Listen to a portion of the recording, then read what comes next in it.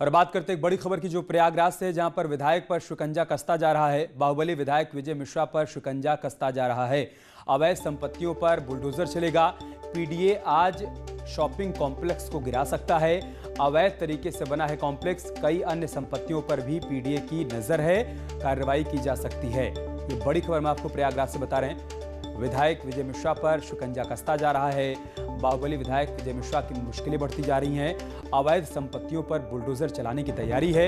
इसके लिए Prayagraj development authority ने तैयारी भी पूरी कर ली है। जानकारी ये मिल रही है कि विजय मिश्रा के शॉपिंग कॉम्प्लेक्स को आज गिराया जा सकता है।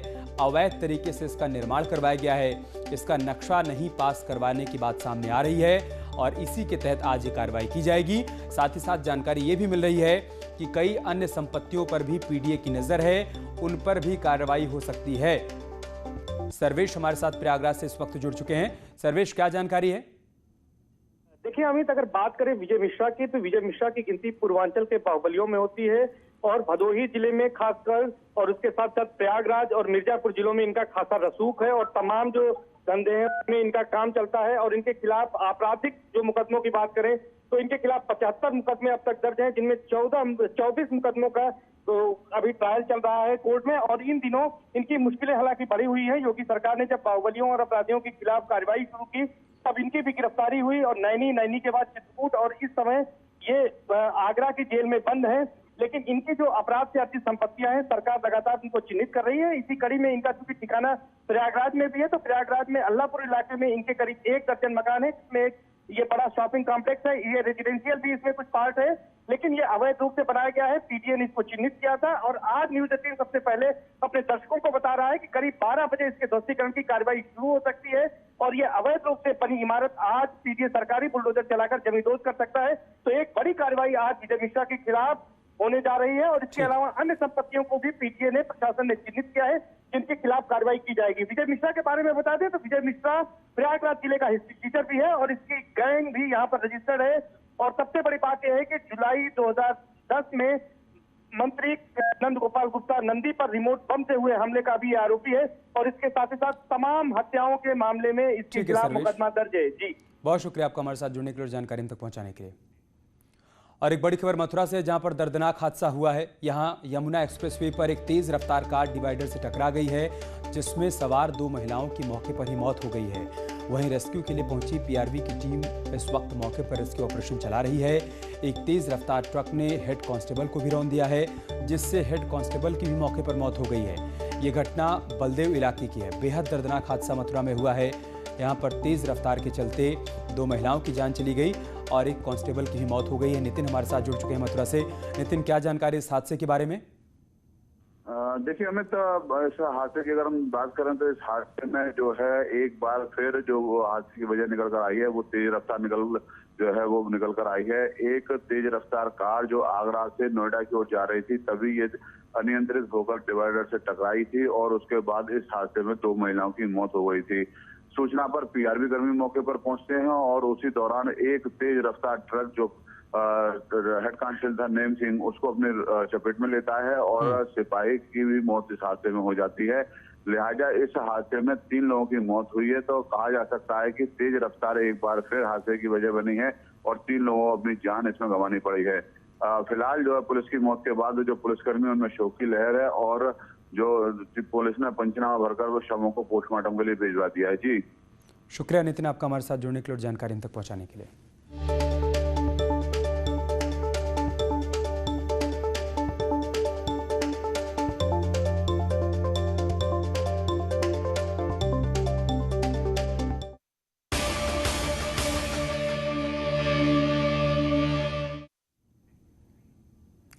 बीजेपी के राज्यसभा के प्रत्याशी आज अपना नामांकन दाखिल करेंगे।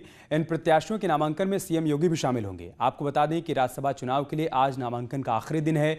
बीजेपी ने उत्तर प्रदेश की राज्यसभा सीटों के लिए होने वाले चुनाव के लिए सोमवार को अपने 8 उम्मीदवारों के नाम का ऐलान किया था। उत्तर प्रदेश से हरदीप सिंह पुरी, अरुण सिंह, हरिद्वार दुबे, ब्रजलाल, नीरज शेखर, गीता शाक्य, बीएल वर्मा, सीमा द्विवेदी को बीजेपी ने अपना उम्मीदवार बनाया है और आज सभी अपना नामांकन करने वाले हैं। इस मौके पर सीएम योगी आदित्यनाथ भी इनके साथ मौजूद रहेंगे। कल देर शाम बीजेपी की तरफ से इन उम्मीदवारों के नाम का ऐलान किया गया। वो लिस्ट सामने आई जिसमें साफ हो गया कि बीजेपी के 8 उम्मीदवार राज्यसभा के लिए आज अपना नामांकन करने वाले हैं। यहां पर आपको यह भी बता दें कि कुल मिलाकर 10 सीटें उत्तर प्रदेश में खाली हो रही है राज्यसभा की, जिनमें से कयास इस बात के थे कि बीजेपी अपने 9 प्रत्याशियों के नाम का ऐलान करेगी, लेकिन फिलहाल 8 नाम अभी तक सामने आए हैं और संभावना इस बात की भी है कि बाकी जो एक सीट बच रही है शायद उस पर बीएसपी उम्मीदवार को बीजेपी अपना समर्थन दे सकती है। कौन से चेहरे हैं ये भी हम आपके सामने रख रहे हैं। सीमा द्विवेदी को बीजेपी ने अपना उम्मीदवार बनाया है। नीरज शेखर पर भी पार्टी ने भरोसा जताया है, उनको भी राज्यसभा भेजने की तैयारी की है। हरिद्वार दुबे का नाम भी 8 लोगों की लिस्ट में शामिल है। इसके अलावा हरदीप पुरी केंद्रीय मंत्री हैं, एक बार फिर से राज्यसभा जाने की तैयारी में है। गीता शाक्य 8 लोगों में इनका भी नाम शामिल है।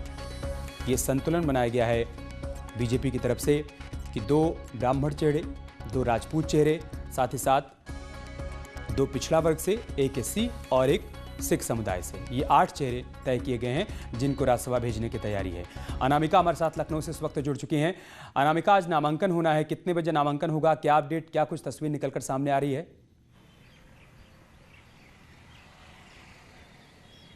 और देखिए, आज ही नामांकन का आखिरी दिन है। समाजवादी पार्टी की ओर से या बसपा की ओर से, दोनों की तरफ से ही प्रत्याशियों का नामांकन हो चुका है। बीजेपी की लिस्ट आने में ही काफी ज्यादा कश्मकश रही और कल देर रात लिस्ट आगे आई है।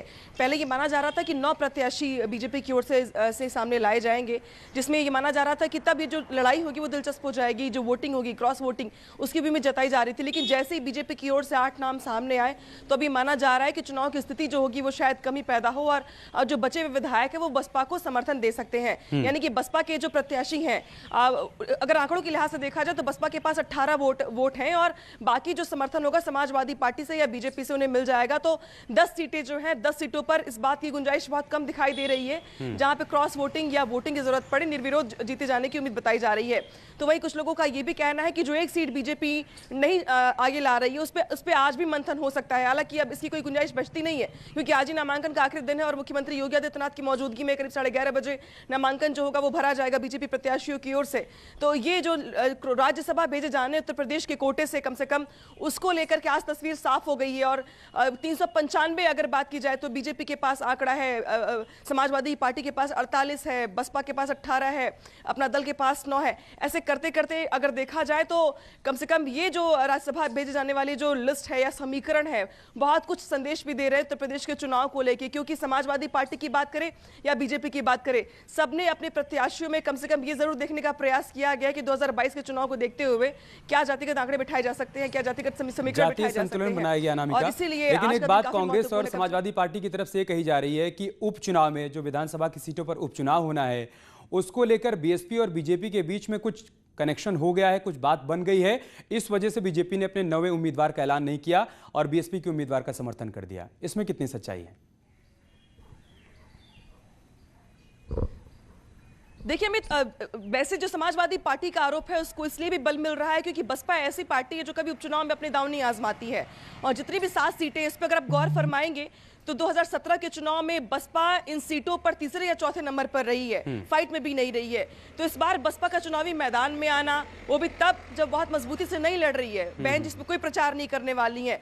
तो बीएसपी के जो कैंडिडेट होंगे वो समाजवादी पार्टी के वोटरों को अपनी तरफ शिफ्ट करेंगे, ये लग रहा है समाजवादी पार्टी को। दूसरी तरफ ये भी है कि राज्यसभा को लेकर के ये माना जा रहा था कि आपको भी याद होगा अमित की पिछली बार जब राज्यसभा के चुनाव थे तो समाजवादी पार्टी ने बसपा को समर्थन दिया था, तभी बसपा के प्रत्याशी जीत नहीं पाए थे। लेकिन इस बार ये माना जा रहा है कि जिस तरीके से बसपा के पास आंकड़े नहीं है, बावजूद इसके बसपा की ओर से प्रत्याशी को आगे लाया गया, नामांकन करवाया गया, तो ये जो नंबर्स की जो फाइट होगी कम से कम वो यहाँ पे कम दिखाई दे रही है। क्योंकि अगर बीजेपी ने नवा प्रत्याशी उतार दिया होता तो ये शायद लड़ाई दिलचस्प हो जाती, फिर बीजेपी भी जुगत करती सीटों के लिए, आंकड़ों के लिए, बसपा भी करती, तो फाइट स्ट्रांग हो जाती। लेकिन यहाँ पर बीजेपी ने नवा प्रत्याशी न उतार करके कम से कम क्लीन स्वीप देने का प्रयास किया है बसपा को। और शायद यही वजह कि समाजवादी पार्टी को ये लग रहा है कि इंटरनल कोई मैच फिक्सिंग जैसी कोई चीज दिखाई दे रही है समाजवादी पार्टी को। बहुत शुक्रिया आपका हमारे साथ जुड़ने के लिए अनामिका और तमाम जानकारी हम तक पहुंचाने के लिए।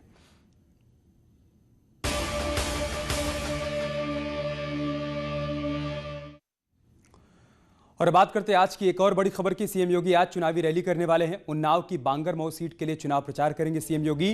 कानपुर की घाटमपुर सीट के लिए भी रैली करने वाले हैं सीएम योगी। पार्टी प्रत्याशी के लिए जनसभा को संबोधित करेंगे। इन सीटों पर उपचुनाव होना है। 3 नवंबर को इन सीटों के लिए वोटिंग होनी है और उससे पहले चुनाव प्रचार इस वक्त चरम पर है। सीएम योगी आज इसी कड़ी में रैली करने के लिए उन्नाव के बांगरमऊ पहुंचने वाले हैं और साथ ही साथ कानपुर की घाटमपुर विधानसभा क्षेत्र में भी आज रैली को संबोधित करेंगे और बीजेपी प्रत्याशियों के पक्ष में वोट की अपील करेंगे। इधर कानपुर देहात के घाटमपुर में दोपहर बाद आज सीएम योगी की एक चुनावी सभा का आयोजन किया गया है और बीजेपी प्रत्याशी उपेंद्र पासवान के समर्थन में लोगों से वोट की अपील करेंगे। आपको बता दें कि कैबिनेट मंत्री रही कमला रानी वरुण के निधन से सीट खाली हुई है और 3 नवंबर को यहां पर वोटिंग होनी है। सीएम की सभा को देखते हुए प्रशासन ने सुरक्षा के कड़े इंतजाम यहां पर कर रखे हैं। यार रुक रहे एक छोटे से ब्रेक के लिए, जल्द लौटेंगे कुछ और खबरों के साथ।